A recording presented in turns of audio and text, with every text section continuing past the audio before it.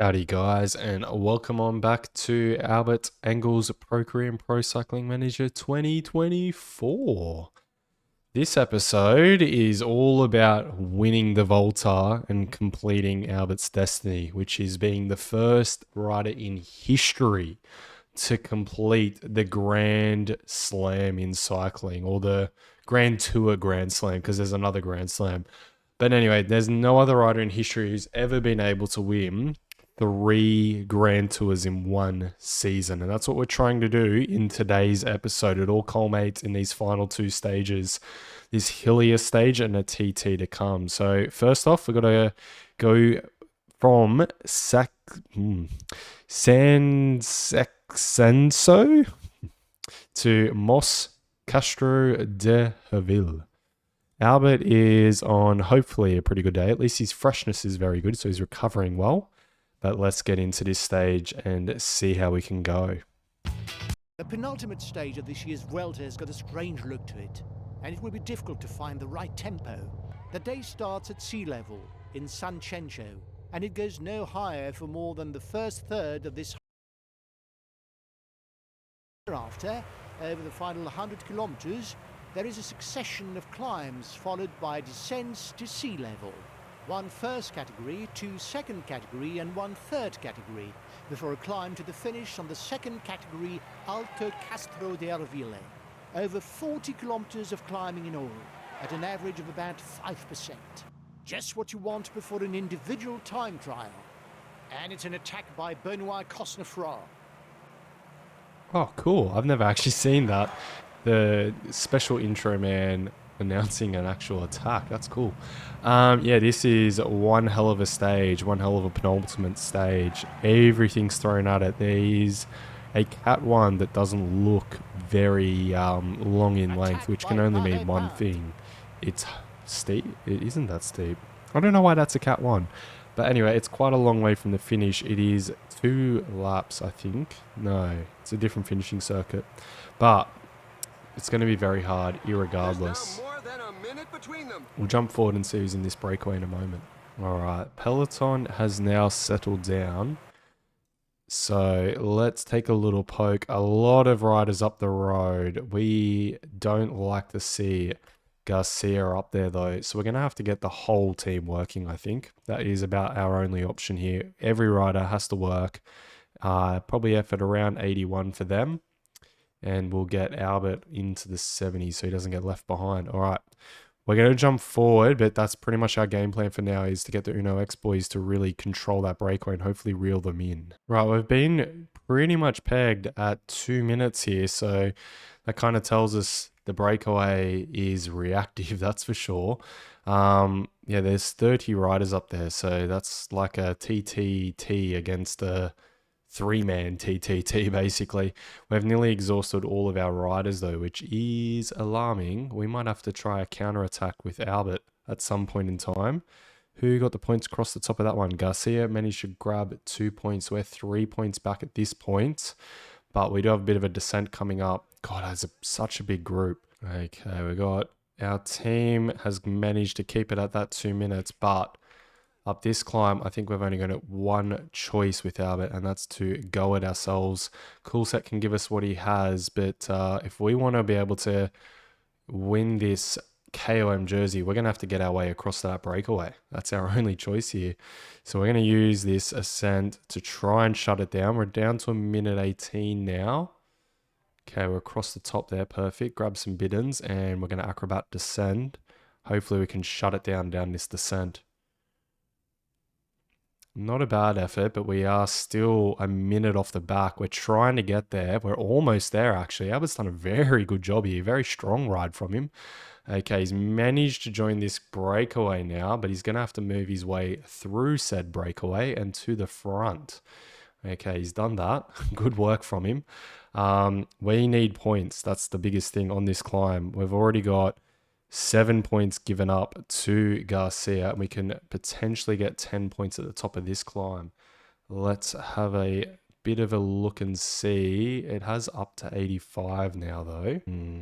How many Ks? We've got 4 Ks to go. Albert's had to go so deep to get across this breakaway that I'm a bit afraid we're not going to be able to actually go for the points on offer.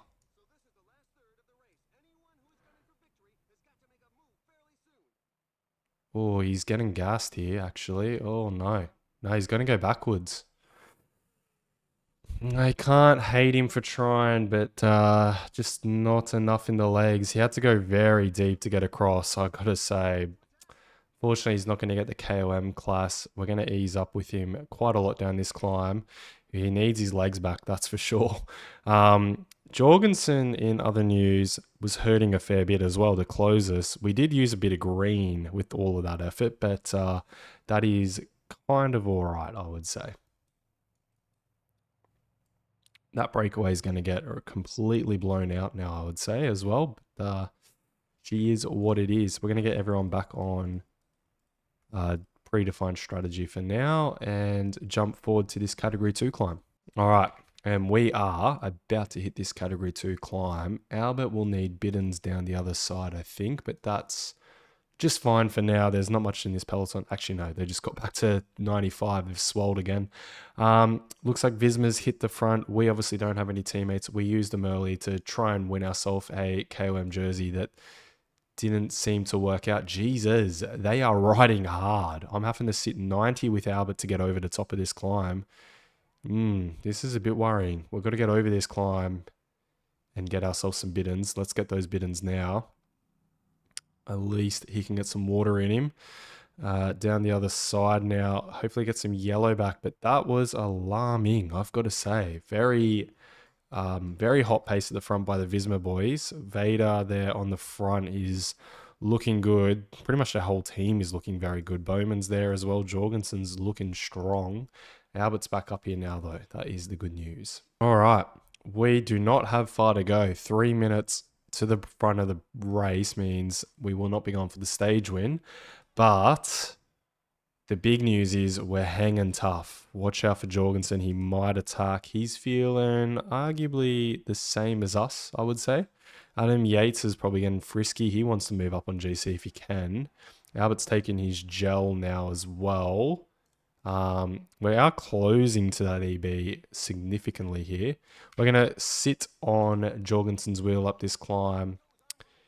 Perfect. Good riding from him. All right, he's going to come in equal time with Jorgensen, Yates, and Martinez. Strong ride by Albert, I've got to say. Very strong. It was unfortunate we couldn't pull off the KOM heist, but can't win them all, I'm afraid. Mr. Albert can't win them all. It's pretty funny. He's going to have a bit of the same experience. He can win the green jersey, but it's very hard to win the KOM jersey in these Grand Tours with a weaker team. Although he had no issues in the Giro, which is, I don't know. He was very fresh in the Giro. He was at his best, so maybe that's why. All right, let's see some podiums. And there's our stage winner without a texture pack, unfortunately. Lorenzo Rota winning from Dylan Toynes, Ben Tullett, Sebastian Berrick, the Aussie actually, and Rul Garcia just missing out. I wish Albert had the legs to hold on up there when he got there, but just did exhaust him getting across. It's 57 seconds to Matteo Jorgensen going into this final TT, which is very good news. Yeah, that's the sad thing right there. Lost out on KOM. Chapeau to Rul Garcia. You were the better climber than us on that final stage. Maxime Van Gils and Albert share a 5-point separation here, so things are looking positive, and the young rider's still with us. Bora, though, big news, have taken over team class. Can they hold on to it in that final TT? Let's get into it and find out. And here is said TT, 32 Ks. It's rather hilly, which is pretty good news for Albert as well. It's from Padron to Santiago de Compostela. Albert is on a very good freshness, so that last stage definitely took it out of him. Trying to jump in the EB the way he did was one hell of a brave move, I've got to say. All right, let's crack into some action. The 2021 Vuelta has everyone talking about 1993 and 2014, because both were individual time trials that ended in Santiago de Compostela. In 1993, it was a long route, and in 2014, it was short. Today's 34 kilometers from Padron to Santiago de Compostela definitely deserve the long tag. And it's the sort of distance that allows significant time gaps to be opened up or reduced. The terrain is ideal for a specialist, and all will be looking to see who among the GC favourites have ruler genes. Technique will be key. Ooh, 100%. Okay, some 160 riders still to go. Till we see Albert roll down the start ramp, we'll jump forward. We'll stop when Jorgensen's rolling down the ramp as well, though. And there he is, Mr. Jorgensen. Off he rolls. He's on a pretty good day. Let's hope Albert is on a better one. All right, we have 33k, which means I think probably about the 74 to 5 mark. Considering it is also hilly, means there's going to be some descents as well, but we'll start out there and see how it fares.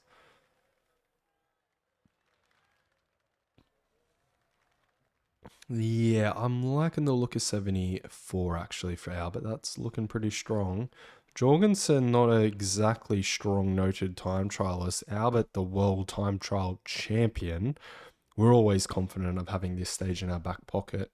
That being said, I prefer going into it in the lead 100% for Albert. That is his much better position for him to be in, obviously. It means we can have a few slip-ups if we need to, but we are catching Jorgensen. I can tell you that for sure. We're definitely catching him at the moment.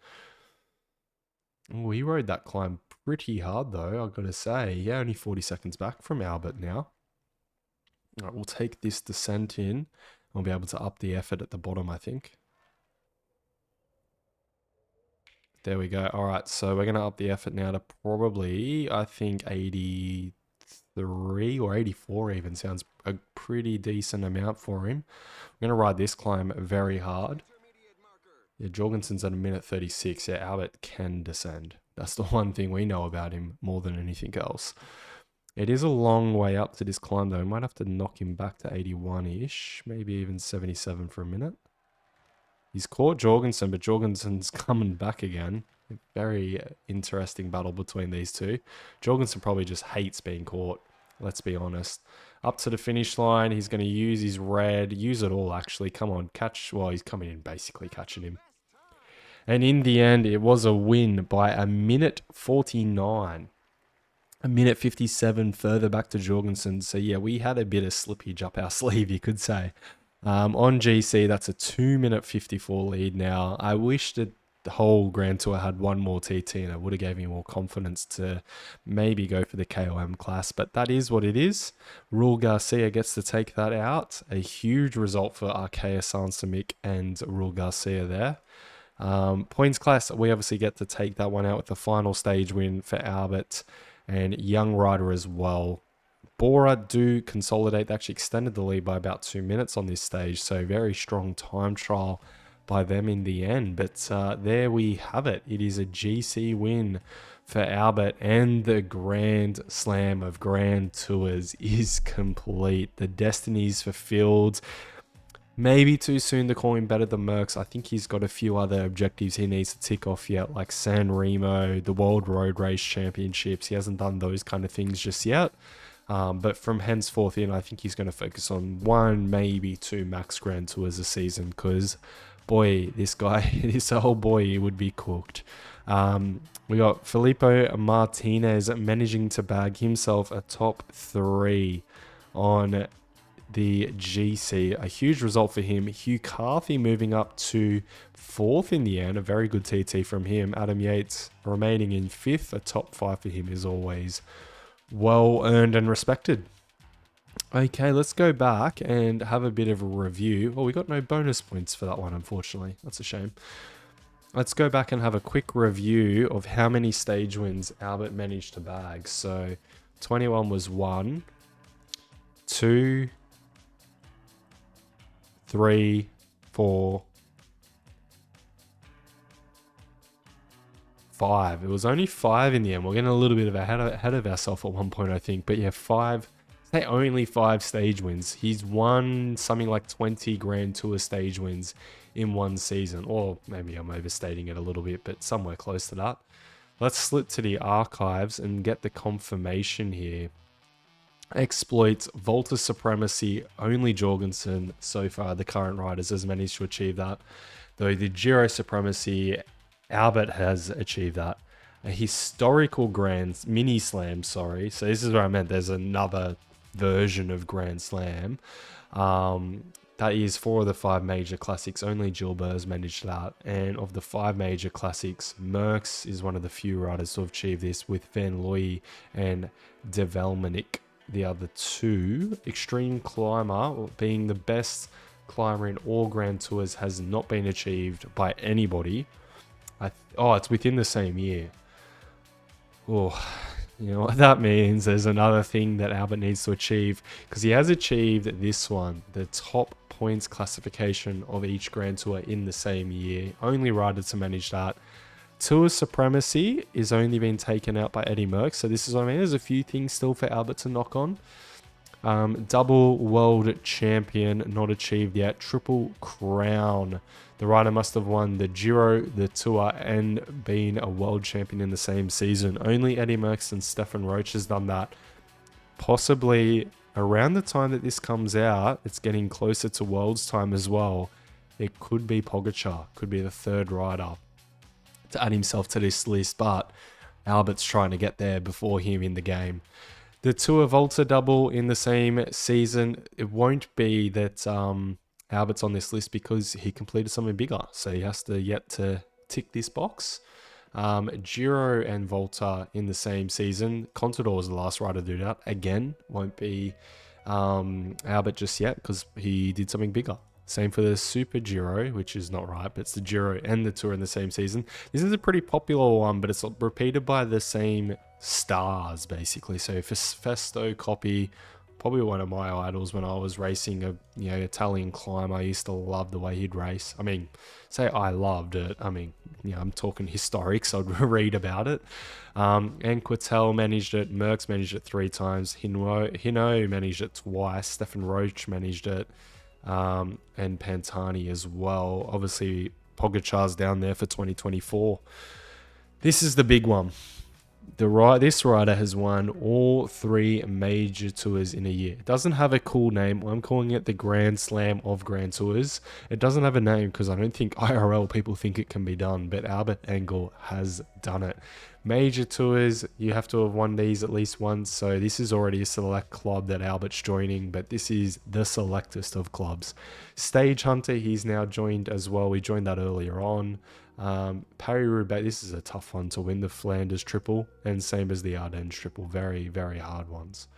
All right, I think we're in prime position for the start of the year, but next episode we'll be going to the Euros. The season's not over yet for Albert. The World Championships potentially suits him. He's going to Luxembourg to try and keep his fitness somewhat relatively good. I think he's going to have a bit of fatigue about him. Even if his tiredness says 0, I don't choose to believe it.